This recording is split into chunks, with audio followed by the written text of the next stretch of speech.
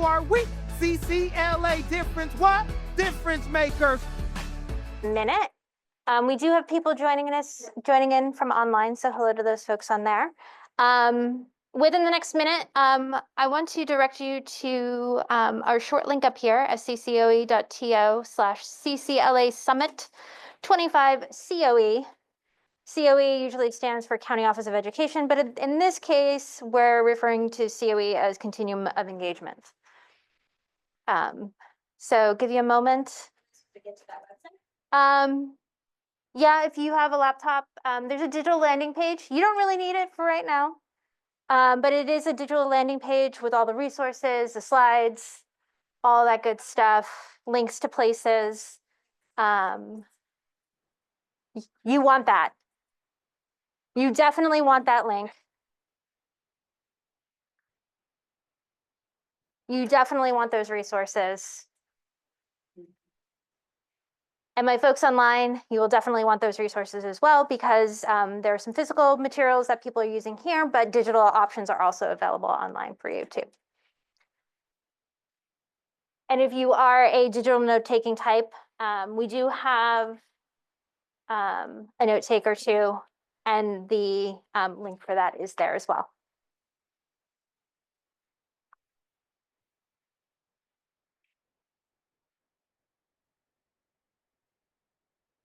Shuffling things around.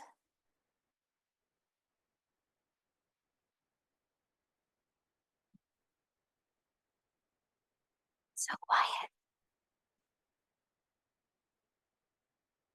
All right. Well, good morning, welcome. This is Facilitating Honest Conversations about Student Engagement. This is some work Brittney and I have been doing together. It started, I guess, last winter-ish sometime, and it's student engagement is definitely a passion of mine. My name's Sikorski. I am actually a science coordinator here at Santa Clara County Office of Education. Not only do I dabble in science, but I do a lot of work with supporting emerging multilinguals in science, student engagement, equitable instructional practices, equitable grading. And I do a lot of those things through the lens of science. And I'm here with my fantastic colleague, Brittney. Brittney, I'm gonna give you the handheld mic for right now. I'm just gonna preface that we're using mics because that way our folks online can hear us better. So if you're speaking and we hand you a mic, it's because we need them to hear what you're saying as well too. Hi, everyone. I'm just wanting to be in the virtual space as well. My name is Brittney O'Brien, and I am a literacy coordinator. But before I was a literacy coordinator, I was actually a STEAM TOSA as well. I want to put a little plug in because I think in science, we get a little bit more nerdy about like engagement because we do a lot of like scientific exploration. And so we kind of really wanted to dive into this idea of engagement because we feel like science, the design method kind of fosters that some of the components of engagement that we're going to talk about today, but we had a lot of fun building out this toolkit. Yeah. So our community expectations, first and foremost, engage as a learner, let everyone have their own ahas, allow space for contributions, honor the experience of others. We come from a variety of backgrounds and a wealth of experience, and ask that you honor that. Be solutions oriented. I know when we talk about student engagement, sometimes it starts to spiral into those kids can't, those kids won't. We want to remain solutions oriented in our approach today and every day. Own your intentions and your impact. Sometimes those don't align. And so when that happens, just own it. I've done that before where I intended it to land a certain way and it didn't quite land the way I thought it would. And then somebody was like, yo, you messed up. And it's like, ooh, okay, that's on me. Embrace discomfort and take risks, make mistakes, and together we know a lot. And we're here to learn and learn from each other. I mentioned that landing page. This is what it looks like. You'll see the slides, you'll see the reflection guide. So for my folks online, folks in the room have printed copies of a reflection guide. You can also get the digital version for even the folks in the room too. If that is your jam to do things digitally, feel free to grab a copy of that. It's set up as a template. Click use template, and you go from there. We're going to be using an engagement journey map, which is the long form on your table. There is also a digital version of this. So my folks online, you're not missing out. The Google Slides version is the digital version, and it's already set up with dots and things like that for you to map out. And that is at this link down here. We also tossed in a whole bunch of other resources and background knowledge. I'm a learner, and I will go down a rabbit hole. So I attend a new session, and unless somebody gives me like a nice little bundle of things, like look here first, I will go down that rabbit hole. So I want to save everybody from going down that rabbit hole later and just give you a short curated list. And we put together that list with a lot of intentionality. Our reflection guide is there for you to take notes, document your ideas, again, either in printed or digital format. All right, so are we ready? Okay. So gonna do a quick check-in. You've got that scale there on your note taker. For my folks online, you could just type in and on your note taker. On a scale of 1 to 10, how ready to learn are you feeling right now? Just check in with yourself, make a little X on that scale that's there. How ready are you feeling to learn right now? And then just jot down some notes. What's contributing to that feeling? And it's okay if you're in a space where you're like, I don't know if I'm ready to learn right now. Some folks might be amped up from our morning keynote with Kevin Bracey. You're all amped, you're ready, you're good to go. Other folks, that caffeine hasn't kicked in yet. I know some folks drove quite a while this morning.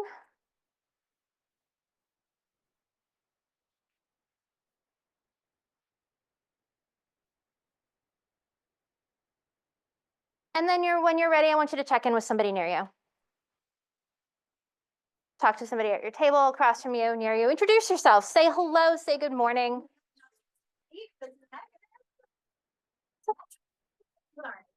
I'm just kidding, it was a joke. Be honest. Yeah, because, thanks for being, I was a joke. I was with you and a little loud, so I was a little bit of a headache from all the noise that's coming at me. But I want to say, so I think it's possible. Yeah.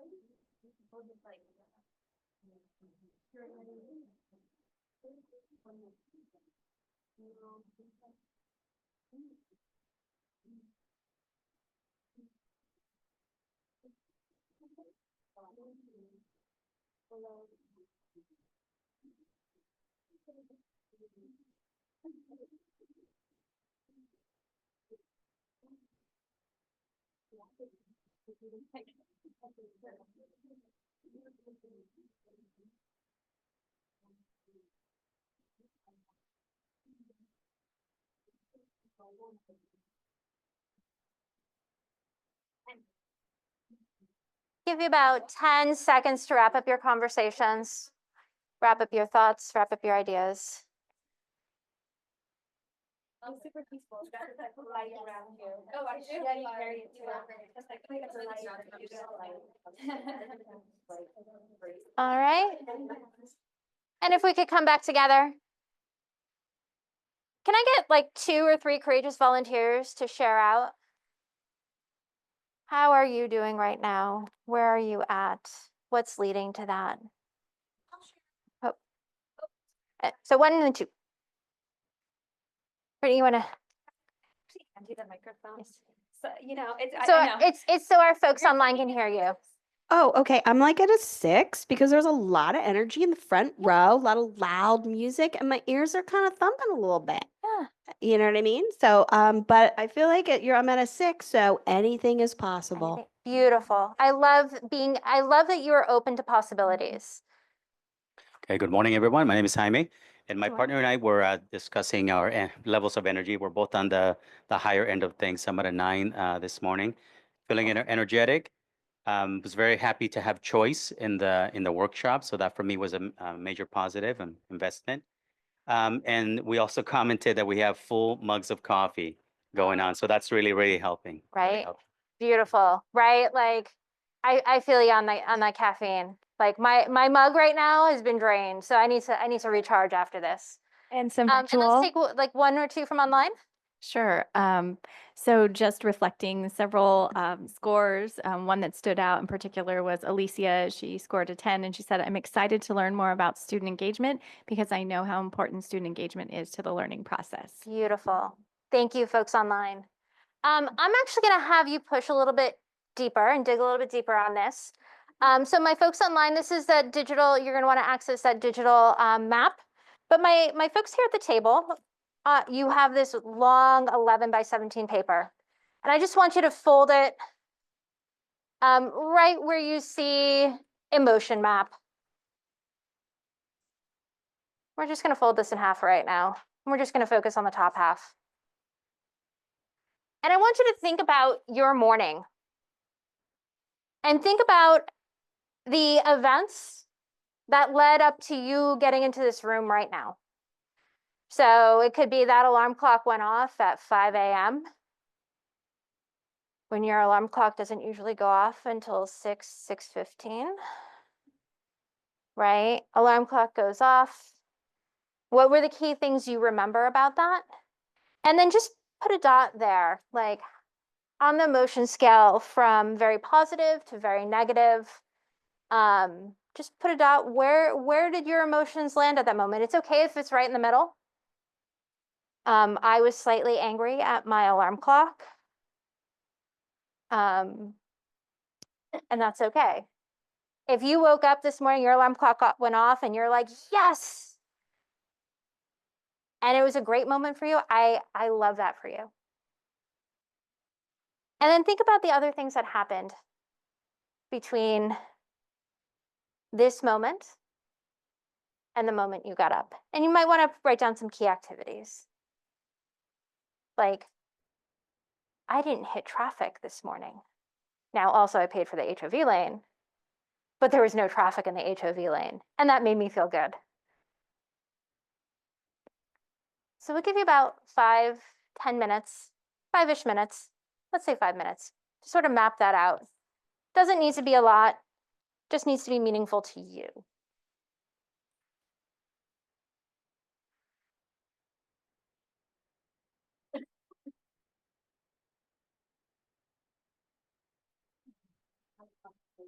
Yep.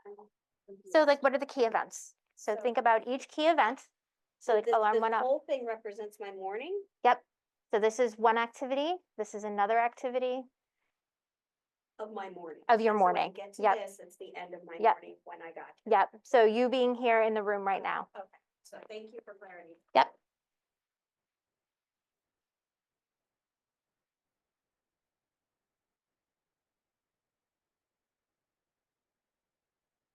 For my folks online, the dots are already there for you, and you can just zoom in, click on the dot, and slide it up and down.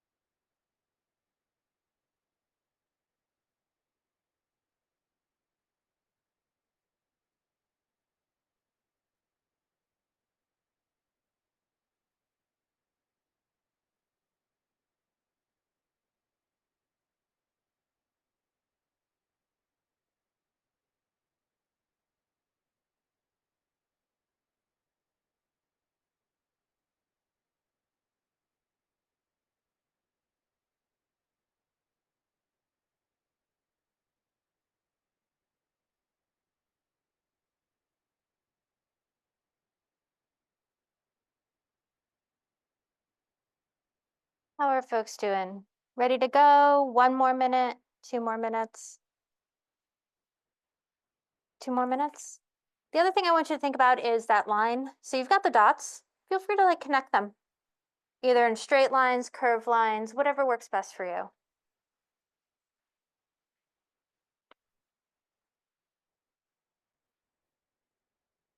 However best represents the change in emotions. Because sometimes it's a gradual change, sometimes it's a pretty steep change. Sometimes it's flatline, and that's okay.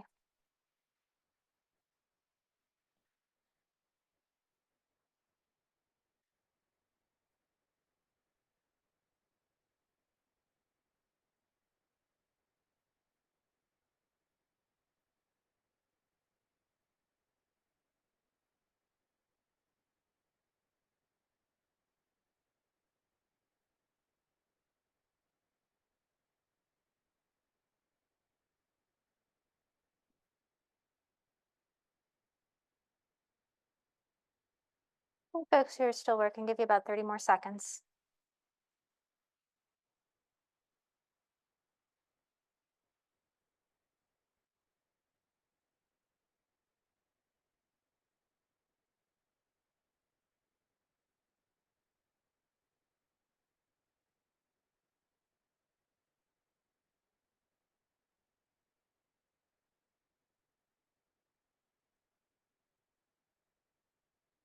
So I want you to talk to somebody near you again. What surfaced for you during your journey mapping? So as you mapped out your morning, as you mapped out the key activities, the key things that stood out to you, and the emotions, what surfaced for you? Take a moment, reflect, and then talk to somebody near you.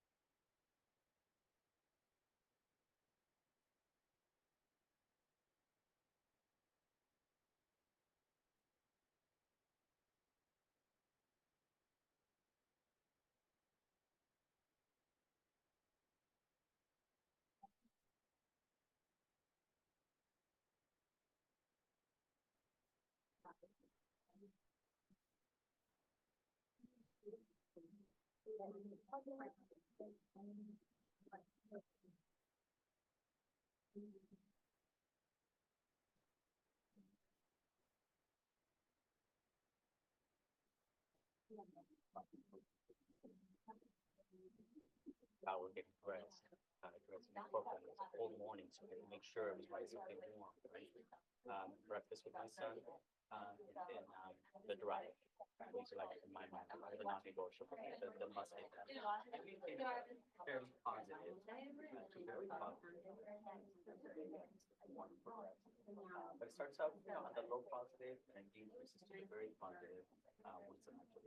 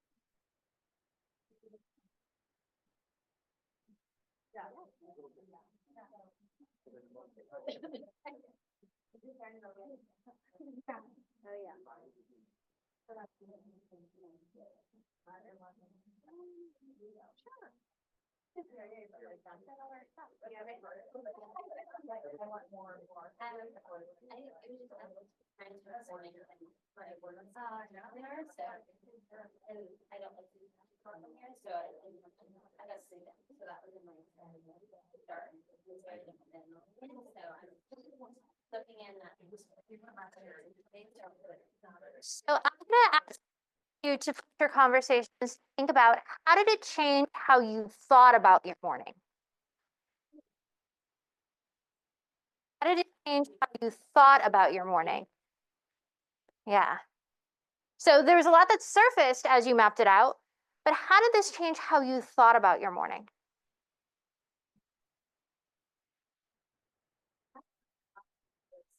I was the first time, I drank my coffee, I pet my dog, I drove to school, set everything up for the son. I was delighted that I did not face this kid. Yeah. And, I drove here, I had some breakfast was a highlight, like you said, because you better do that and actually eat breakfast. The keynote was hard for me. The only seat was in the front. That I'm a quiet morning person. I was really craving this recharge. It was so loud. I have a terrible headache now. And it was a very emotional. I feel like I'm an empath. So I was like, oh my God, don't cry, don't cry, don't cry, don't cry. I tried to do everything not to cry. It was terrible. I get it. I get the message, but like it's too much for me. I know I'm doing great. I don't like this is why I didn't enjoy the emotional speaker. At the end, it was okay, but it gave me a headache. Yeah. He seems like a nice guy, and everything, but I didn't take a lot of. I don't know. Maybe I'm getting old and was like in the front row at a rock concert. And I'm like, oh my All right, give you about 15 seconds to wrap up your conversations, God. But wrap up your thoughts, wrap up your ideas.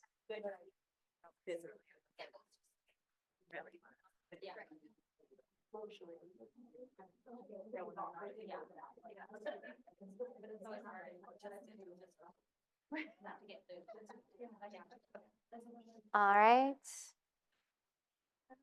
Let's come back together. Can I get one or two courageous volunteers to just share out how it shifted how you thought about your morning? I'll share out. Thank you. Big reach. Well, as I was speaking with my colleague here, I think I just came to the realization that I don't think about the little moments in the morning or in the afternoon, and I don't sit and think about my own, like the antecedents, my behavior that leads up to a moment that I'm not happy with.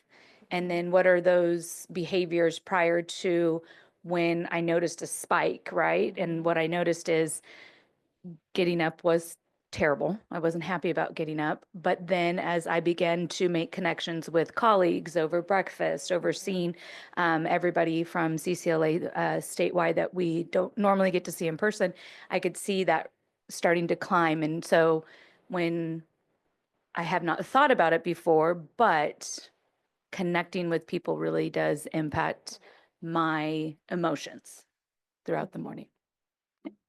Thank you. Thank you. I And then agree. online?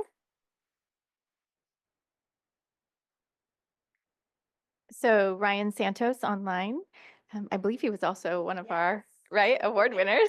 Yeah. So congratulations. Congratulations. He said, it made me realize that there are multiple moments that impact my emotional state, but they are just moments. I also realized that hold on to certain moments and let go of others more easily. It's a good reminder of what happens to all of us, including our students. Thank you for that connection to our students. And that's why we're here, right? And think about the difference of check-in between the 1 to 10 scale than the journey mapping, right?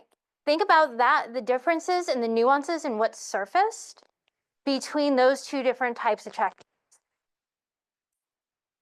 And when you might use each, because they're different, they have different purposes. But when might you use a simple 1 to 10 check-in? Like how ready are you to learn right now? Versus what has put you in the state of mind that you're in right now? And that's what I asked you to do on that journey map. So with that, let's talk about being a learner. Maybe. Maybe. Maybe. Maybe, maybe, maybe. There we go, being a learner. So a little bit about this. You will get the full lesson plan for this printed in a little bit. But this is actually lessons that Brittney and I did with students.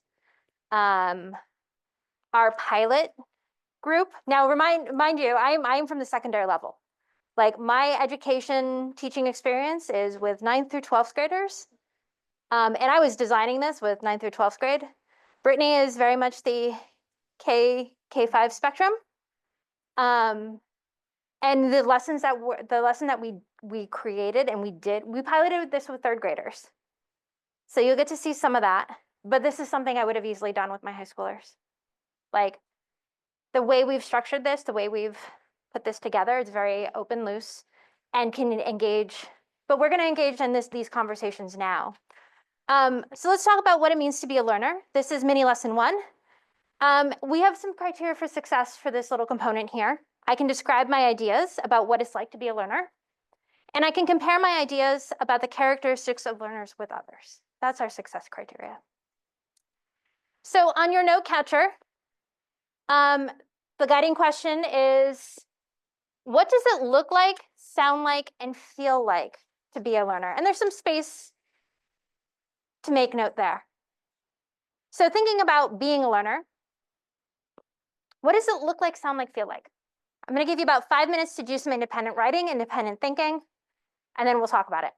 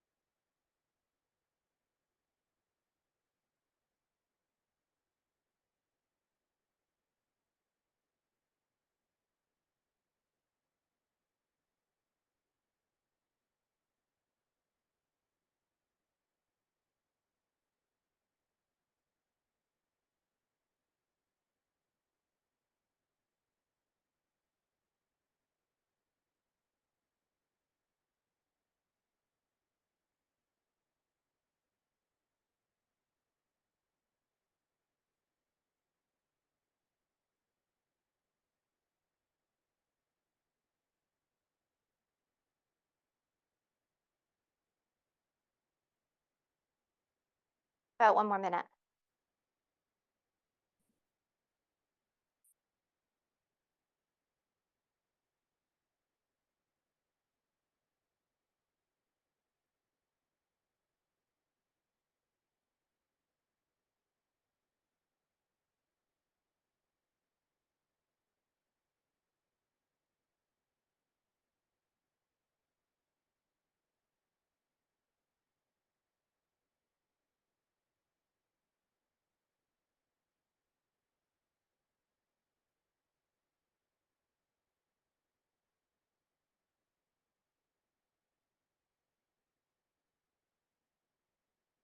All right. We're going to take about 3 minutes to talk at your tables. And my folks online will put you back into breakout rooms for about 3 minutes. And then try and push each other's thinking, right? So you'll get a chance to share, but also try and add to your list. All right, 3 minutes, go.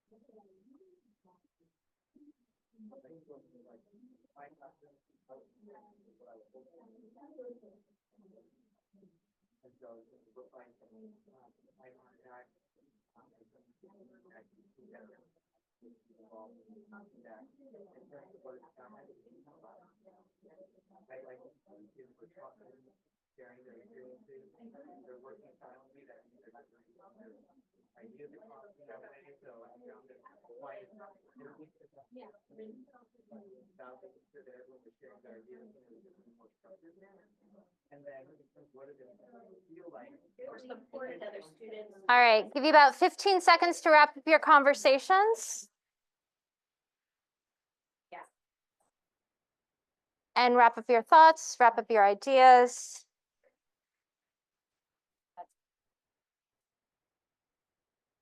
And when you're ready, we're going to come back together and we're just going to start to popcorn out ideas.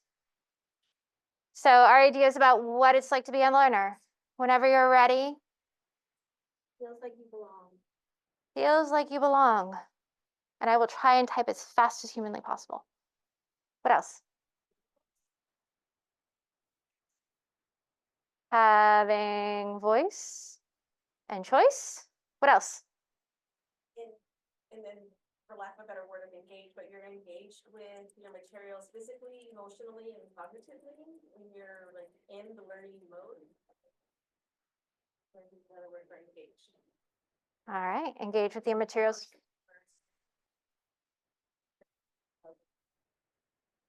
Safe to make mistakes. Productive struggle. Safe. Part of my typos. Safe to make mistakes. I was gonna say like visual, auditory, kinesthetic,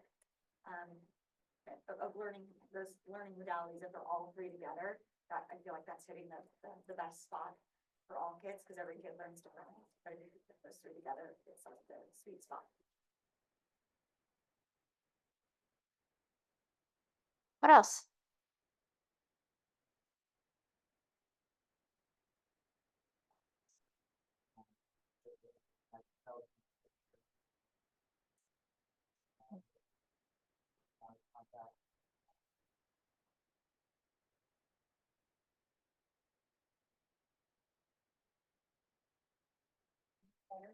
Sometimes it's positive and or negative happening with the learning.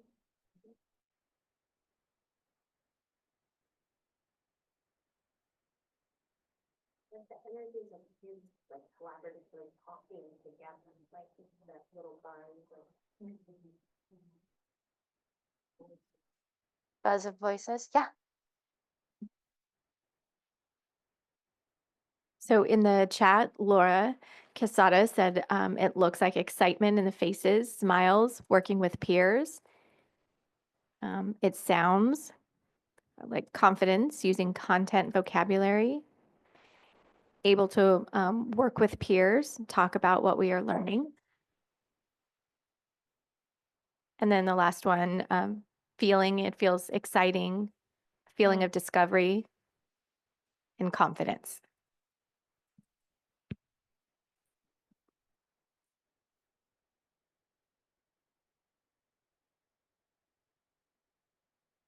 Anything else? Making connections and asking questions and like staying curious.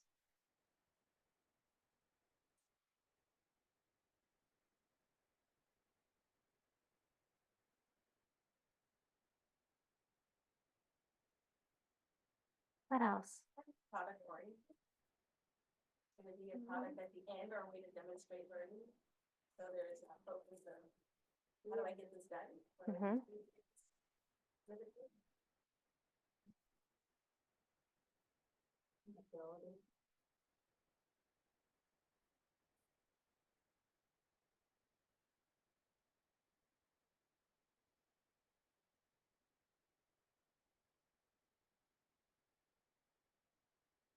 Offered ongoing, and that's always something that just never stops. And you have that drive, and you want to continue to learn.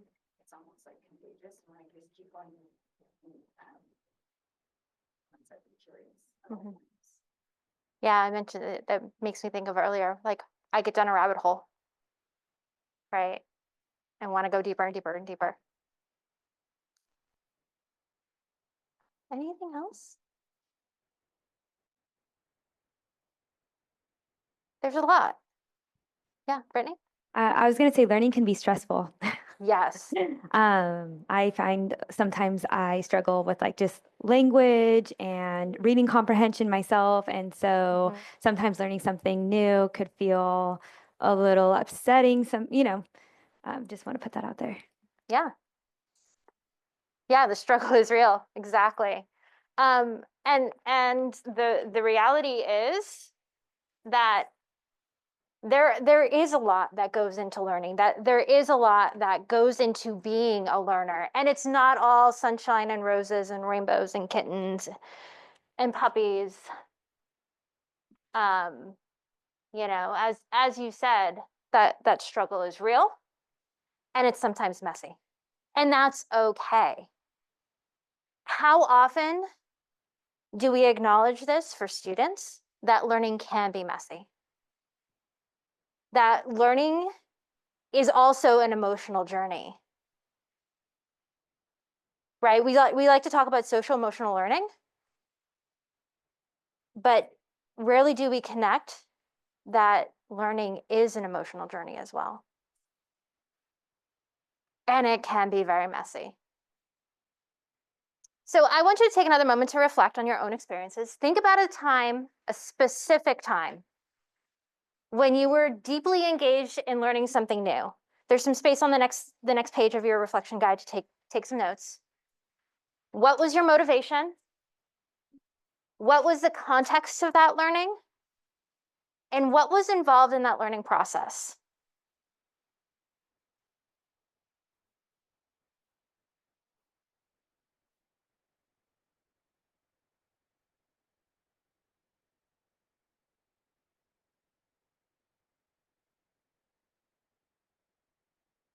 Like really drill in on one specific time when you were learning something new. Maybe it was a new language. Maybe it was how to change a flat tire.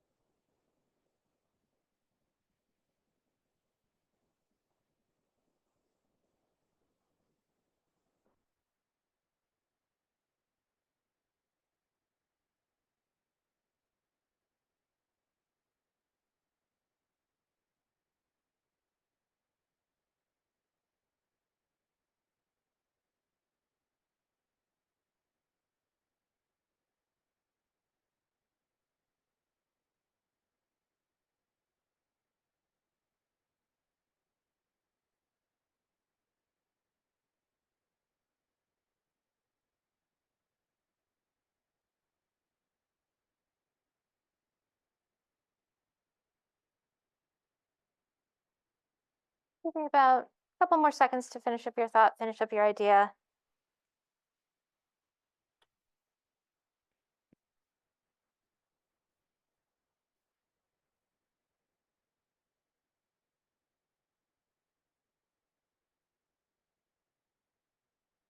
So I'm going to tell you a little story about one of my recent learning experiences. I set out on a goal.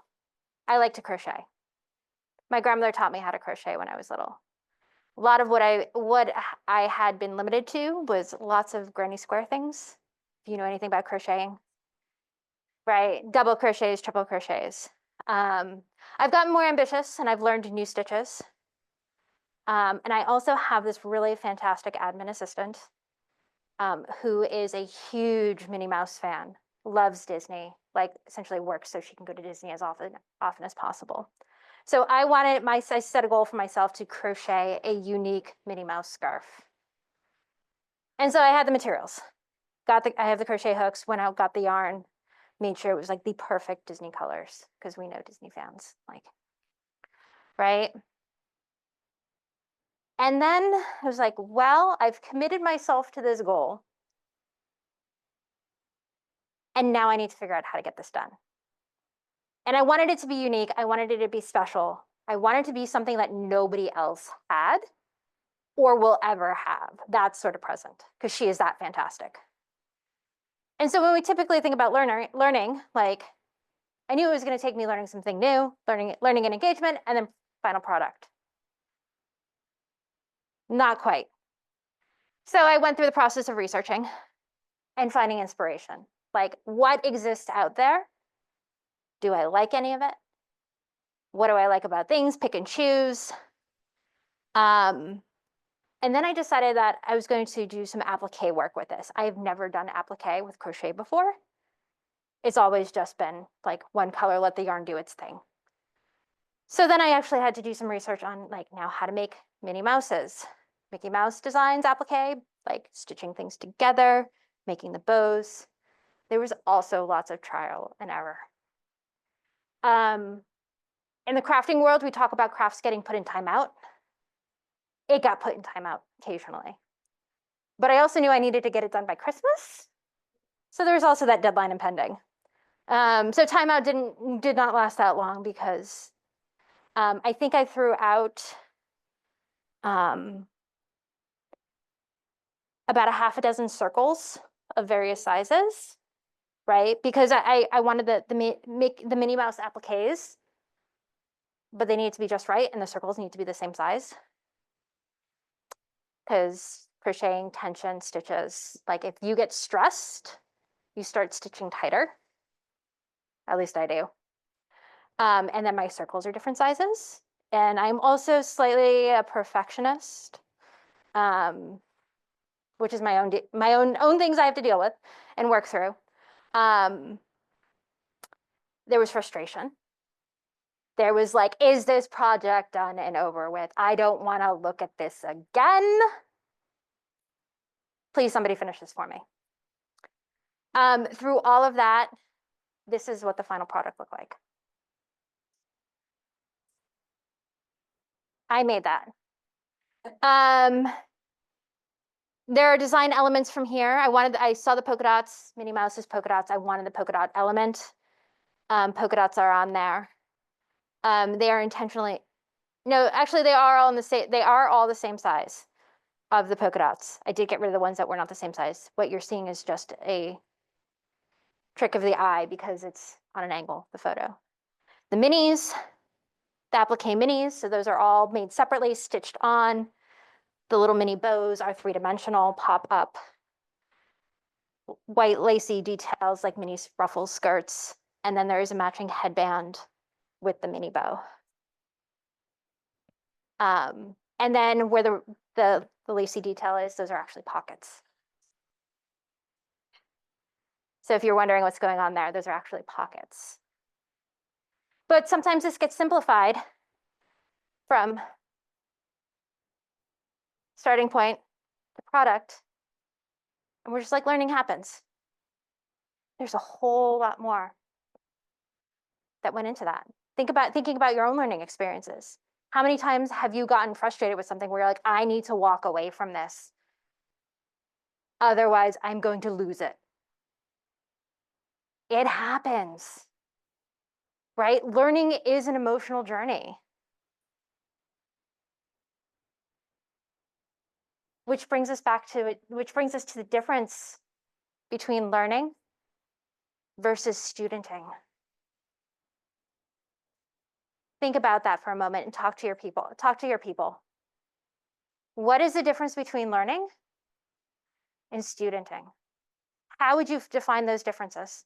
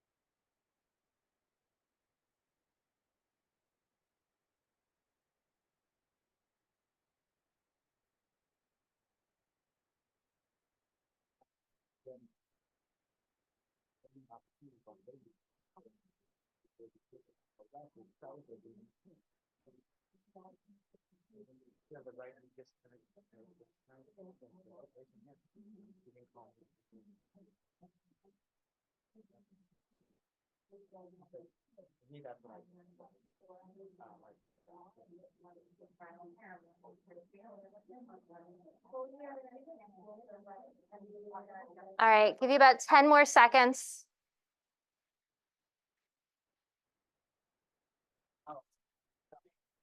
Finish up your thoughts, finish up your ideas. Let's come back together. So we spent quite a bit of time talking about learning. But what about studenting? How would you define studenting? As the educator teaching certain things, but it's mostly the educator talking. Whereas learning, they're doing the talking, they're doing the trial and error, they're doing the I'm making mistakes, I'm failing, but that's just a shift in education. I think that needs to be switched instead of the teachers looking all the ways, the students community looking all the ways. So with studenting, you have the teacher teaching, and what are the students doing? Mimicking, copying, faking, going through the motions. Doesn't mean that they're learning. They're taking the notes or answering the questions. They put their hand up and like, I don't want to be Hand up. Right. They're just there. Going through the motions. Right. And based on what we surfaced from our conversations, right, we have the learning, which is cognitive and internal, versus studenting, which is behavioral and external, right? Just because there's that compliance doesn't mean there's that engagement. Which leads me to this question: have we taught our students to engage in their learning, or have we taught them how to student? And I'll let you ponder on that and think about that for a moment, and I'm going to hand this over to Brittney, because she's going to bring us home.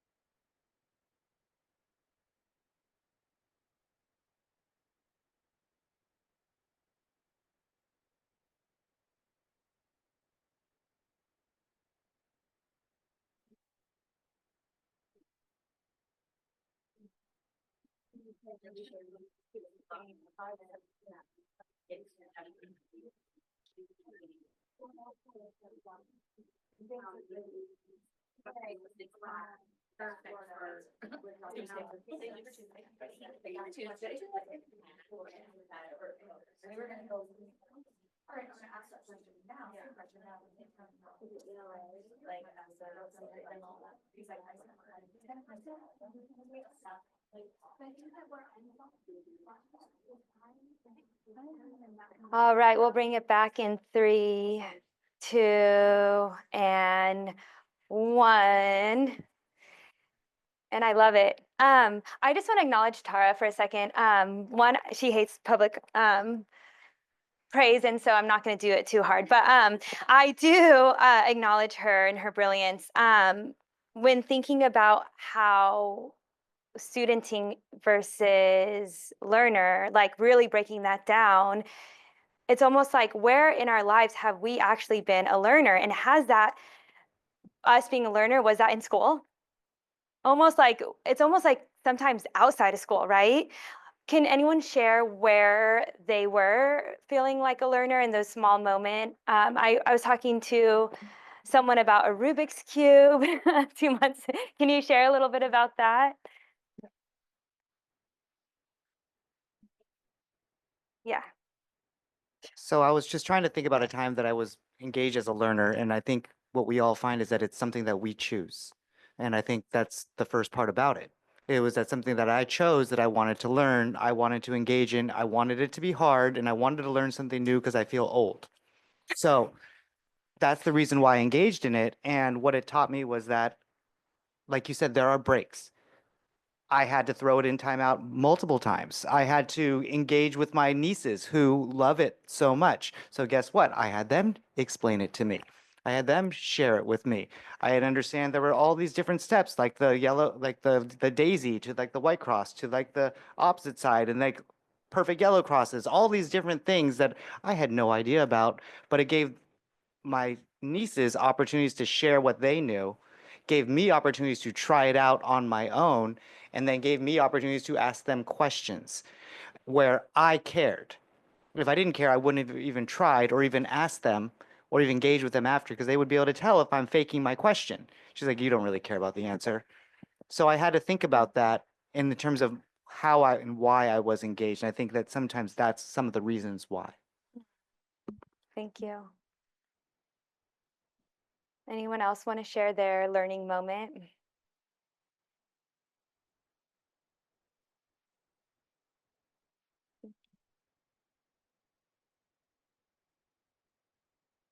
My particular learning moment, which is actually job related, is the first thing that came into my mind. I'm a learner at heart, but if I'm not engaged in it or not interested in it, I really struggle with keeping my attention on the item, the action, etc. And so for me, it's the catch, right? How interested am I in it? And for this particular content, it's for multilingual learners. I was looking into the EL roadmap and the ELD standards, and I found myself down the rabbit hole. And because I think I'm a learner at heart or by trade, I actually have to pull myself out of the engagement and move to action. Otherwise, I'm just kind of stuck in the learning, the planning, the researching. But that's just something I've learned over the years for myself. But yeah, that was. I think the idea is the interest level of the learning is incredibly important. Mm-hmm. And so, in taking into consideration with students in class, you know, they may not be interested in a war that occurred 200 years ago. So they need to know it. So how do we get them, how do we pique their interest? Mm-hmm. So always keeping that in mind. Thank you. I nerd out on World War II. Let's talk. I'm just kidding. I don't know what it is. Winston Churchill. This quote, so we built this toolkit out of Amy Berry's Reimagining Student Engagement. So Doug Fisher came to Orchard School District, presented the Continuum, and she broke it down into 6 different levels. And she wrote or spoke on this quote: if you give young people the space and time to play and dream, something is activated within them that supports them in every facet of their lives. So now I'm thinking, where are those moments in our lives where we're actually like having space to play and dream, and how that makes us feel and how that kind of activates us as learners? Kind of reminds me of what you said about the Rubik's Cube. It's like you kind of had this like moment of like, I want your nieces to teach you about this Rubik's Cube and this like kind of like this magic that's happening in that, and kind of organic play, if you will, like, no, do it this way. And then they're the teachers. Okay.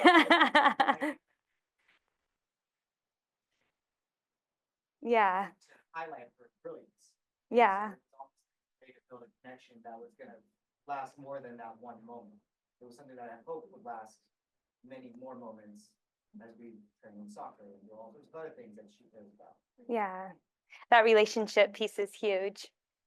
And so when we were developing this toolkit and when we were learning about it with Doug and with other educators, we started to ask ourselves a question like, what do we know about engagement and how does it change in different grades, in different contexts, in different cultures, right? Like, what does engagement really look like? And then in the Jenkins curve, we noticed something. We also noticed something in our own work as coordinators going into schools and school districts all over our county. So looking at the Jenkins curve, on the x-axis, you have a grade level, and on the y-axis, you have percent of students who love school. What are you guys noticing? What are you wondering? Why aren't they? Yeah. Why are they not tapping into a child's natural curiosity and Sorry, I'm also a UPK coordinator. So in thinking about young learners, seeing that trend here at about 2nd grade, hands-on play experiences stop. So if we can tap into, even through high school, hands-on, that learning, the inquisitiveness that they have, the desire to explore, that's where we're going to get them in their optimal learning zone so that they can take these skills and keep transferring them from one grade to the next, to the next, to the next. So could it be that we've taken the fun out of the learning, or taken the fun experience out of the learning? And our virtual attendees have something to share. Play. Alicia mentions something. She said, as you move up in grade level, it's hard to keep students engaged when it comes to paper-based learning. I'm a literacy coordinator, and I will say when I became a STEM TOSA, one of my biggest achievements was getting the kids off the textbooks.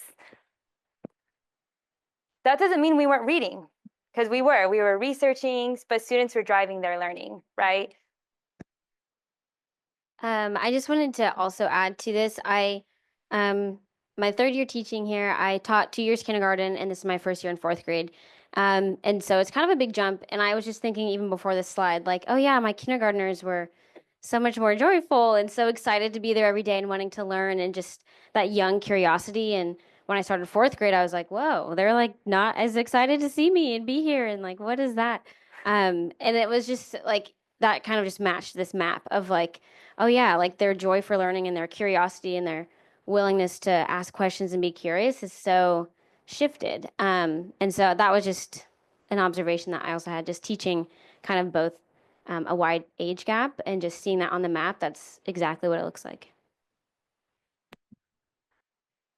I was just kind of had this epiphany of, I think teachers who haven't had training about how the brain works, about how students are engaged, don't have the tools, the kits, the why behind everything. So I've been fortunate enough to have tons of training on Dr. Spencer Kagan Cooperative Learning Structures, and he talks so much about the brain, and he talks so much about how kids learn the best. And he's really taught me so much for the last 19 years. And so I feel like if every teacher were to go to his 2-day training or 3-day training or 5-day training, I feel like every educator should go, whether it's K through 12th, because it teaches you of like, wow, I need to change. I need to give the students the power. I need to get the students talking.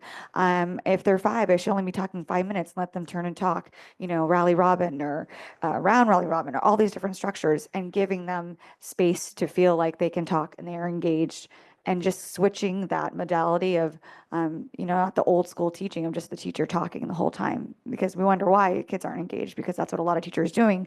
But I don't think it's their fault. I just don't think they've had the training that every educator should have. Lovely. Behind you. Well, and that makes me think of somewhere in my educational journey, I came across the phrase, the person doing the talking is a person doing the thinking. To think the person who's doing the talking is a person who's doing the thinking. Yeah. So how do we get from this? And this is me. I'm like this, like at times I can be like this all day in my office. So it's okay, right, to be disengaged. It's okay to have negative feelings. So that's why it's kind of like normalizing the experience and humanizing, like we are people, we can feel low at certain times of the day, and that's okay. And then how do we, if we did have moments of, maybe disengagement, and we noticed that this was a pattern in our classrooms with our students, how would we shift the needle to go into a little bit more engagement where students are driving their learning? And so the thing we are talking about now is it's kind of like a partnership, and students are teaching us just as much as we're teaching them. And we have to ask that question that Tara brought up, like how we ask them, what will engage you? I can tell you're not engaged right now. Like, is there something we can change to make you want to participate? They'll tell you. Maybe they won't know at first, like, I don't know. But I'm sure if you give them enough time, they might tell you. And Yeah. that's what we found in the lessons that we did. Yeah. They did tell us. Yeah. What I found beautiful too is in that first lesson that we did is like, what does it mean to be a learner? The teacher perceived, and we love her, but the teacher perceived, oh, we have 3 newcomers and they're not going to want to engage in the lesson. Like she told us up in the front, and we're like, no, let's just bring them. Like we'll strategic partner. We'll put Tan with another Vietnamese speaking student, and then we'll have like our other students partnered up with a Spanish. So we know that they'll get the communication. And they have the most profound experience of what it means to be a learner. They're like, so I can reach my dreams. And like, we're like, no, like these kids, like they want to learn. Like, and then it shifted her perspective, right? Because she thought, and it's not her fault, but she thought like, oh, they're not going to get the lesson. And so she was like, oh no, they like want to be part of the lesson. And so it almost was like an interesting moment for us to like, how do we shift our kind of schema around learners too? Like we're kind of baked a little bit in our already understanding of what's so, and so kind of flipping that on its head a little bit and making it, an educational journey for everybody is going to take some conversation, some honest conversation. And that's why we titled it Having Honest Conversations with Our Students, so that we can, increase engagement.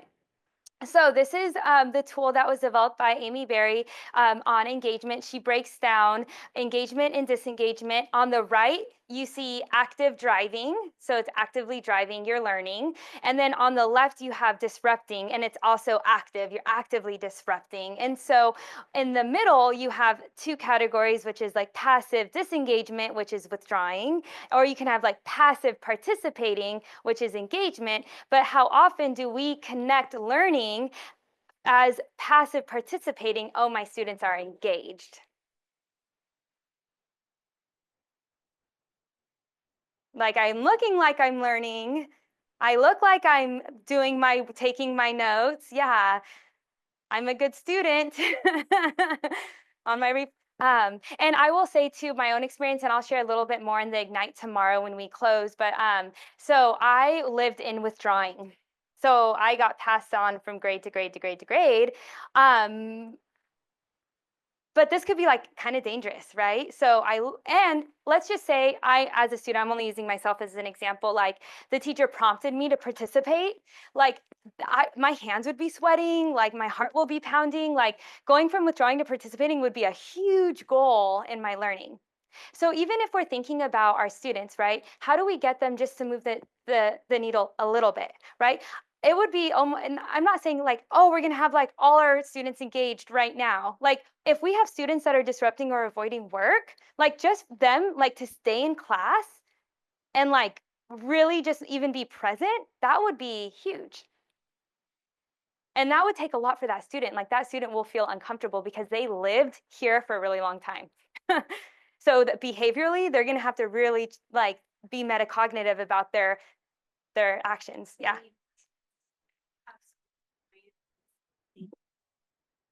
Yeah, say more.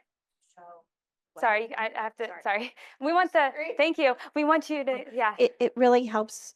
What I'm facing when I learned in my journey this year is defiance, defiance, defiance. So I had to say more choice. So I give more choice for the activity. Do you want to do it online? Do you want to do it, type it? Do you want to do it with a friend?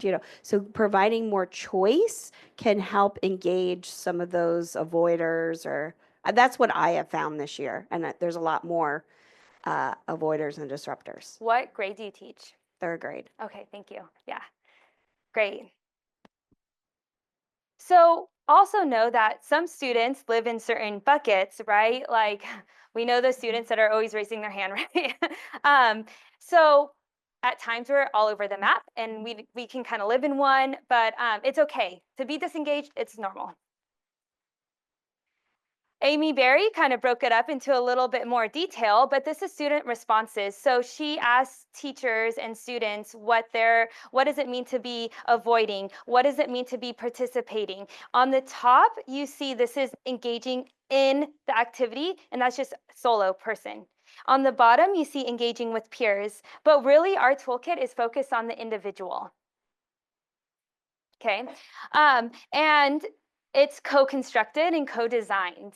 So we wouldn't just say, I'm going to teach you guys today what it means to be engaged, and this is what driving looks like. Instead, we want to ask them, what does driving mean to you if you're driving your learning, and have them come up with the examples. Yeah? Take a second to look at that. What are you noticing? What are you wondering?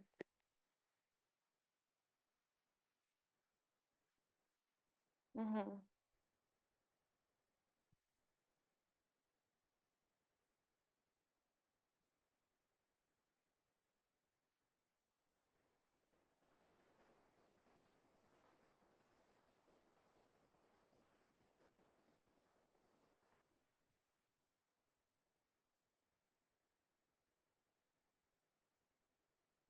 What's the difference between participating and investing?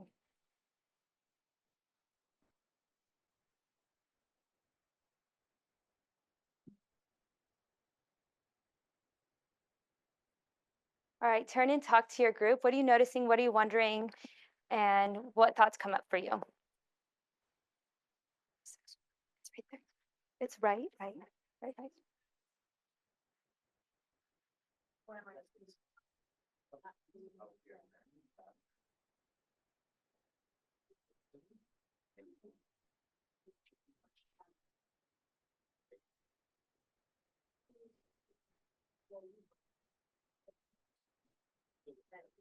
If everybody wants to do it, they all have to do the different color. Set up the way for them to participate. Have to be low pressure. Probably those.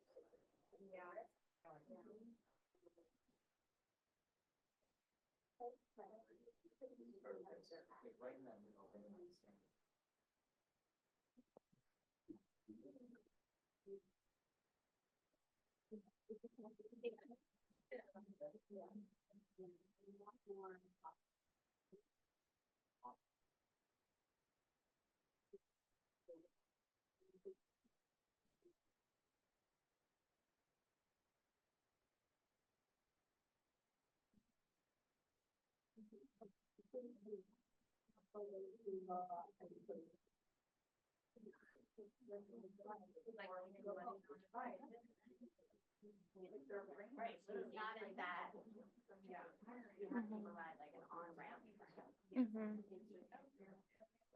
Mm-mm. Yeah, that's a good point. I heard in one of our groups them saying like, if you have a disruptor, it would be interesting to be like, oh, you're going to be driving your learning today. Well, you as a teacher wouldn't probably be setting a goal for your student. The student, you would ask them, hey, where are you today? How are you feeling? And then you would ask, hey, like, what are your goals for today? And if you got it, great. If you didn't, okay, you know. But a goal from disrupting to avoiding would be a great goal, because with disrupting, you're distracting yourself, you're not learning, and your peers aren't learning. So you would want to minimize that, right? Like at all costs. So if that student wasn't disrupting you and just making like little Power Ranger power cuffs in the back and not disrupting anyone, you're like, yay, winning, self-control. Talk about social emotional learning.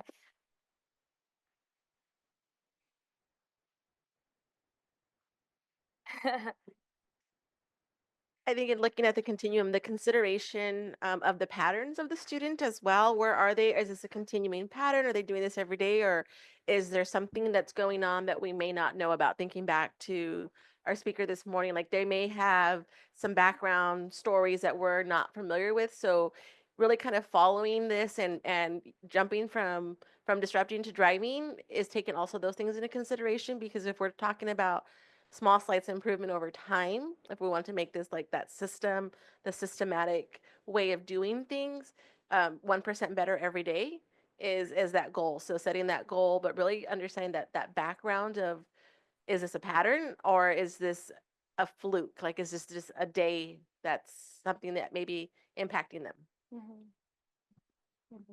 Yeah. And as we know, kids that need the most love ask for it in the most unloving ways. They demand it. They No. demand it. I Right. get it. Yeah.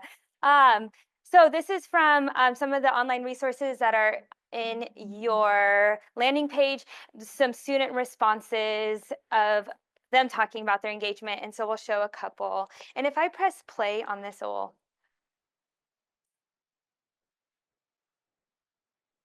go back. And let me go here. There we go.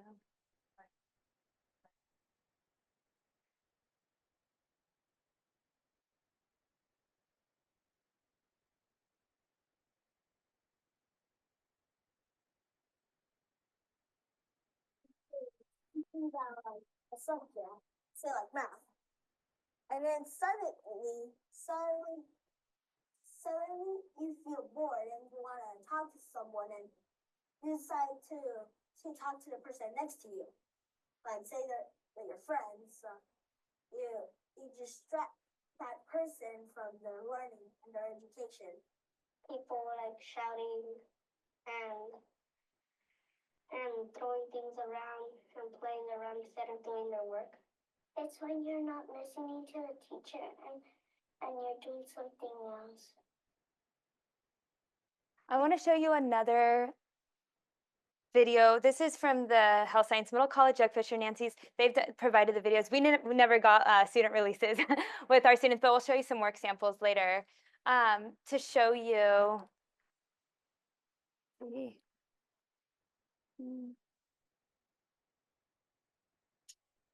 Oh, here we go. Here's a high school example. Starts like throwing things or randomly just starts like acting up for no reason. You do something that will get everybody's attention so that oh, I'm doing this and I'm doing that. So you can just disrupt everybody and mess up everything. When you lose interest? Just curious, what do you notice about the, like, I think the first grade, a second grade, I'm not sure, the younger elementary student examples of disrupting and the high school perspectives of disrupting? Are they similar? Are they different? Similar, right? And if you would ask even a preschool student, what does it look like to disrupt, if they knew kind of like what that meant? You know, My Mouth is a Volcano book, right? They will tell you. What we notice too is that when we give students the language, we're able to have a really calm, collected conversation with them about their behavior. And that this tool doesn't become a behavior management plan. It's not like a clip chart or something like that. It's really like, okay, that was kind of disruptive. Like, is there something I can do to help you? And what we also noticed was not only that our students that we practiced this language with in class, just, it wasn't like a one and done. They started to use this in class to actually co-regulate each other's kind of behavior. They're like, that was disruptive. And so it became like common language. And so we didn't really have to say anything. Quite fascinating. Any thoughts? Yeah. One thing that I was like years ago in a really good training was a lot of teachers just they model what they want to see, and then this trainer said you also need to model what you don't want to see. So you say like, this is what I want to see, this is what I don't want to see, and you can act it out. And when you do that, it's like a profound difference in what your expectations are. And a lot of teachers don't focus on, because they don't think, oh, why would I model that? Like, oh, are we sitting like this? Or you literally model it, and then you just start seeing major results with that. So that was kind of an epiphany of like a game changer for me as an educator as well. So I'm glad you mentioned that, because in the 6 lessons, the 3rd and 4th lesson is where you build out the actually what does it mean to be withdrawing, avoiding, passive, and then you act it. One of our strategies is act it out. I would also highlight that teachers come in every day like normal people and have days where they're withdrawing, avoiding, disrupting.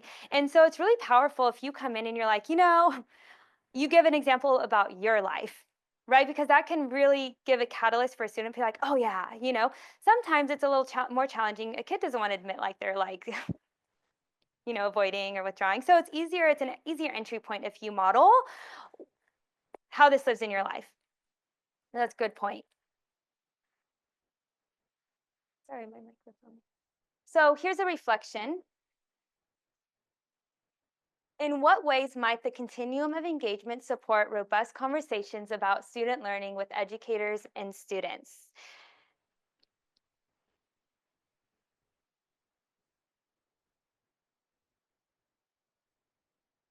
Turn and talk to your group.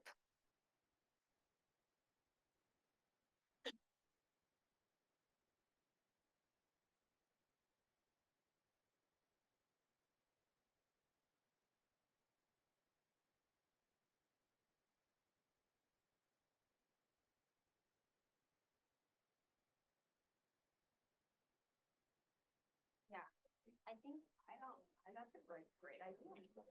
I like how for this or the yeah. I think it also helps them when I think about it, like they know, and it would be a competition again, but they all know it's they all know like they've seen it before, whether or not they've done it, but I think it gives them a common language. Like teacher and student both know, oh, like I but I'm also thinking like having some like class like the teacher have them like in the row, and I'm just like during lesson like hey, like think about where you are. Like don't you don't need to you don't need to tell your neighbor, but you like love where you are and where you want to be. Yeah. And how right and then like having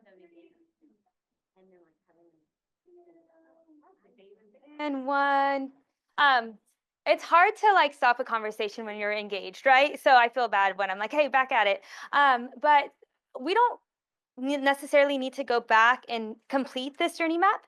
But what happens is if you look back at your journey map, what we would have students do is we would actually have them look at their emotions at the different parts of the day and actually connect it to their engagement. So we would actually have them do the second half and ask them like, based on your emotions, like how engaged were you in that task? And then we would have them look through like, okay, so if you are really feeling low and disengaged, avoiding your math problem, the last part is to really have the students think like, what got in the way of you engaging during that activity? Now, maybe kindergartens, like this is more of an oral conversation, but with our 3rd graders, all of them were able to do it. And so what got in the way and what are some options? How might you want to increase your engagement next time? And they self-regulate their own emotions and problem solve. I can ask for help. Sometimes it was kind of funny reading their work. They're like, there's just too many numbers, you know? I struggle with reading. Less numbers. Or I'll raise my hand and ask for help. I thought that was powerful too, because if you're typically avoiding work and you're not going to ask for help.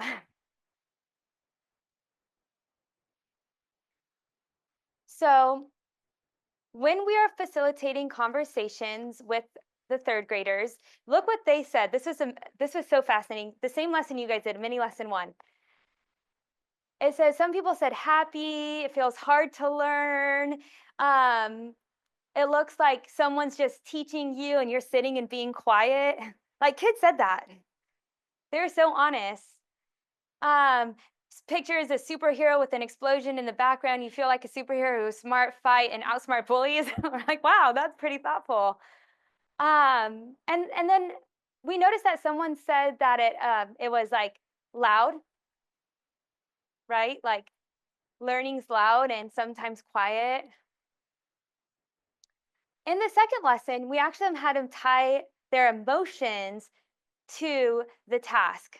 So we asked them, so how does it feel when it's loud? How does it feel when, you're trying to feel like a superhero out, smarting bullies?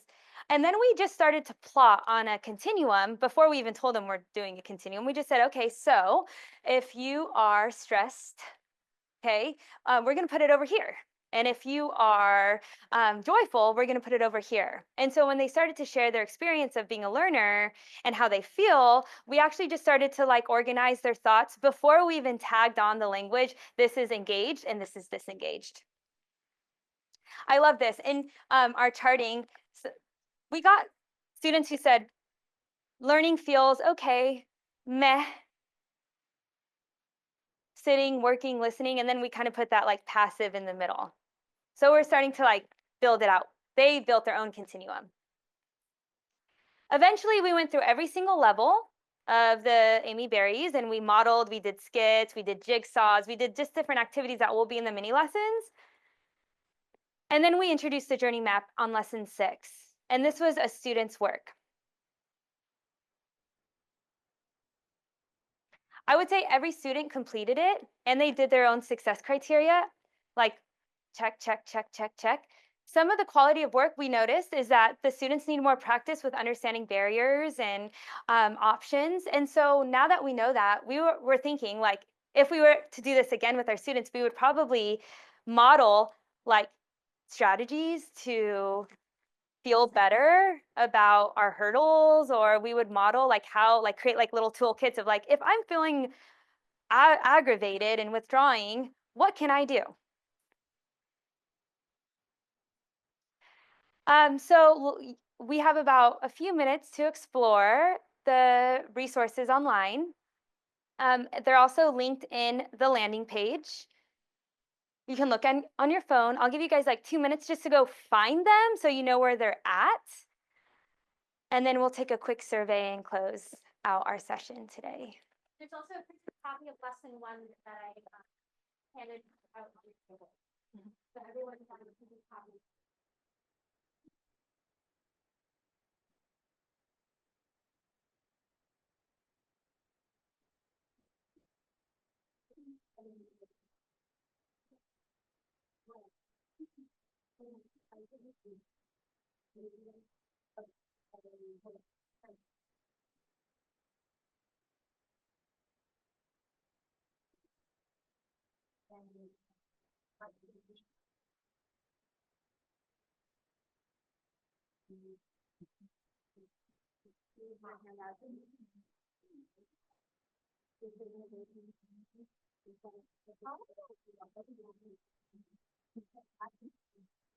You found. So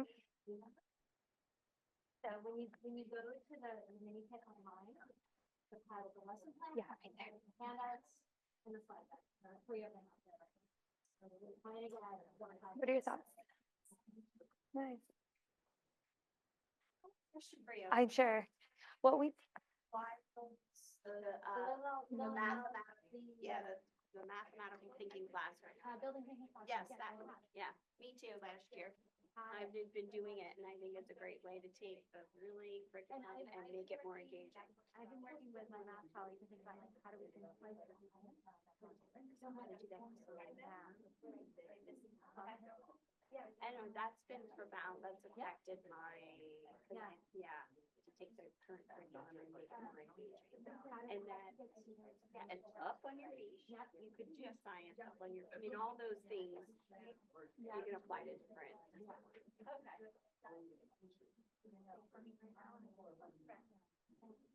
Read The Anxious Generation.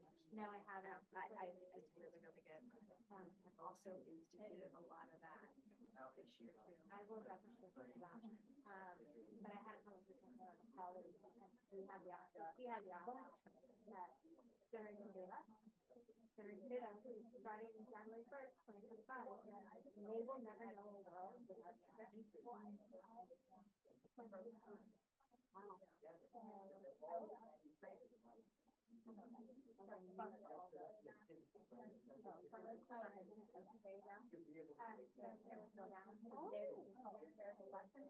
And then the Google Slides. Okay. Like some slides that I use. Okay. There are and then there's handouts. So there's one that you have and there's one with and so and then the other one was we had to draw whatever we said.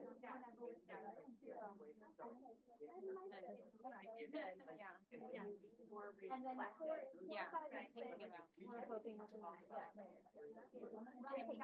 we're always talking about, of course, like design speculation, and then we read that. So like moving the green, and all the stuff from Anxious Generation, I'm trying to do play moves outside, get people more in the green. And